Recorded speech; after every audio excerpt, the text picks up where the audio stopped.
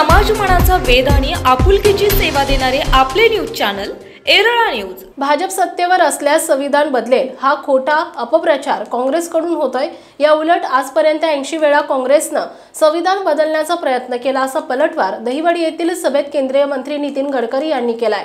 ते माढा लोकसभेचे महायुतीचे उमेदवार रणजितसिंह नाईक निंबाळकर यांच्या प्रचारार्थ दहिवडी येथे बोलत होते। यावेळी माजी खासदार विकास महात्मे, आमदार जयकुमार गोरे, आमदार महादेवराव जानकर, सदाभाऊ खोत, सौ सोनिया गोरे, डॉक्टर दिलीपराव येळगावकर, शिवसेना शिंदे गटाचे जिल्हाध्यक्ष चंद्रकांत जाधव, ॲडव्होकेट भास्करराव गुंडगे, सिद्धनाथ पतसंस्थेचे चेअरमन अरुण गोरे, राष्ट्रवादी अजितदादा पवार गटाचे युवराज सूर्यवंशी, प्राध्यापक बंडा गोडसे, डॉक्टर संदीप पोळ, तालुकाध्यक्ष शिवाजीराव शिंदे, खटाव तालुका अध्यक्ष धनंजय चव्हाण, सोमनाथ भोसले, विशाल बागल, गणेश सत्रे, प्रदीप शेटे, रवींद्र काळे यांची प्रमुख उपस्थिती होती। गडकरी पुढे म्हणाले, या भागातल्या पाणी सिंचन योजनेकरिता मला निधी देता आला। आपल्या सगळ्यांची समस्या ही पाणी आहे, हे सोडवण्याचं काम तत्कालीन मी मंत्री असताना ते मी केलंय। मी कधीही जातीपातीचं राजकारण करत नाही। विकासाच्या राजकारणाची गरज आहे। पाण्याच्या जमिनीत साठवणूक करा। 75 वर्षात पाणी का मिळालं नाही? रस्ते चांगले का नाही? शाळा चांगल्या का नाहीत? रोजगारासाठी बाहेर का जावे लागते की जावे लागेल? शेतमालाला दर का नाही? तुमच्या या माढा मतदारसंघात 20,000 कोटींची कामे मी केलीत। आता नुकतेच 1200 कोटी रुपये फलटण दहिवडी विटा रस्त्यासाठी दिलेत। लोकसभा निवडणूक संपली की 1 महिन्याच्या आत काम सुरू होतील। प्रधानमंत्री ग्राम सडक योजना 10 वर्षात जेवढी कामं केली तेवढी 60 वर्षात कामं काँग्रेसने केली नाहीत। भविष्याचं जीवन कोण बदलवू शकतो? पाणी, वीज, रस्ते, रोजगार कोण देऊ शकतो? त्यांना मतदान करा। इथं आपला देश आत्मनिर्भर बनवायचा आहे। तिसरी आर्थिक महासत्ता बनवायची आहे। पुढे बेंगलोर एक्सप्रेस करताना दुष्काळी भागातून न्या असं म्हटलं होतं, म्हणजे रोजगार उपलब्ध होईल। आमदार जयकुमार गोरे म्हणाले, मोदी जेव्हा शपथ घेतील तेव्हा हा मान खटावचा वाघ जानकर साहेब यांच्या सोबत असतीलच। देशात कायम चर्चेत असणारा माढा लोकसभा मतदारसंघ ही निवडणुकीत अंतिम टप्प्यात आहे। पवार साहेबांचा हा मतदारसंघ आहे, त्यांनी नेतृत्व केलंय। जिल्हा त्यांच्या विचारानं चालायचा, जिल्हा कायम त्यांच्या सोबत होता। 2009ला खासदार झाल्यावर त्यांच्याकडून मोठ्या अपेक्षा होत्या। पाणी प्रश्न सुटेल, पिढ्यानपिढ्याचा दुष्काळांचा कलंक संपेल या अपेक्षा होत्या। जनता त्यांच्या पाठीमागे उभी राहिली आणि खासदार झाले। आम्हाला वाटलं बारामती होईल, विकास होईल, पाणी प्रश्न, सर्व कामे विसरून गेले। पुन्हा उमेदवार म्हणून फिरायला लागले, पण त्यांच्या विरोधात नाराजीची लाट निर्माण झाली आणि माढा आणि पवारांना पाडा अशी लाट तयार झाल्यानं माघार घ्यावी लागली आणि निंबाळकर निवडून गेले। त्याच वेदना अजून आहेत, त्यामुळेच त्यांनी माढावर लक्ष दिले। देशाची निवडणुके नेतृत्व कोण करते? पाणी योजनेला मोदीजींनी निधी दिलाय, रस्त्याचे जाळे तयार केले। दरम्यान मी तिथे काम करतोय, त्यामुळे काळजी करू नका। जेवढं माळशिरसचं लीड असेल तेवढं मान खटावमधून कमी करून दाखवेन। माळशिरसची चिंता करू नये, तर बंद पडलेले कारखाने भाजपने सुरू केले।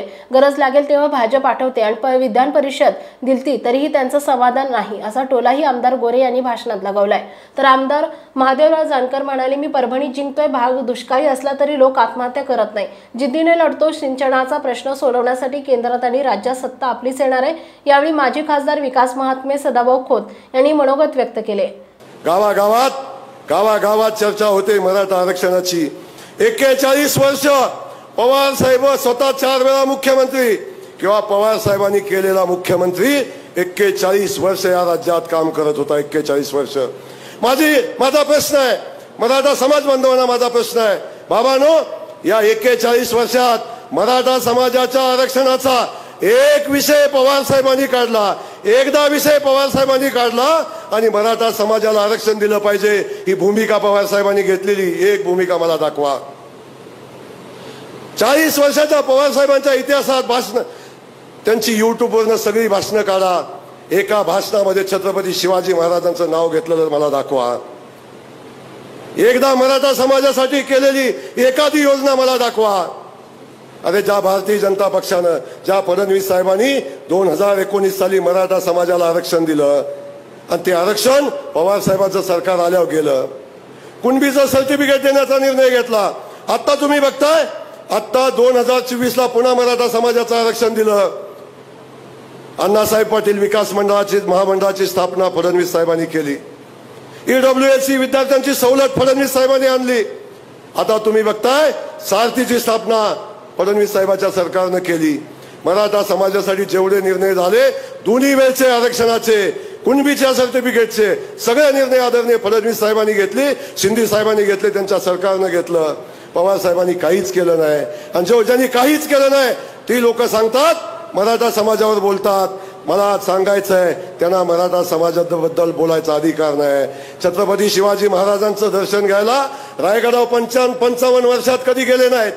55 वर्षांनी गेले आणि ते गेले अंबारीत बसून गेले, पण छत्रपतीचं दर्शन घ्यायला गेले नाही.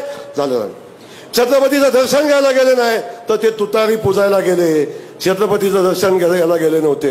म्हणून माझी विनंती आहे, त्या भूलतापाला बळी पडू नका आणि आदरणीय देवेंद्र फडणवीस असतील, भारतीय जनता पक्ष असेल, मोदींच्या पाठीशी उभं राहावा आणि कमळाला मत द्या. साहेब, उशीर झाला, धन्यवाद. एरळा न्यूजसाठी प्रतिनिधी सूरज भांडवलकर आणि लालासाहेब दडस, दहिवडी. आपल्या भागातील महत्त्वाच्या बातम्या पाहण्यासाठी आजच आमच्या एरळा न्यूज चॅनलला YouTube वर सबस्क्राईब करा आणि बेल आयकॉन प्रेस करा.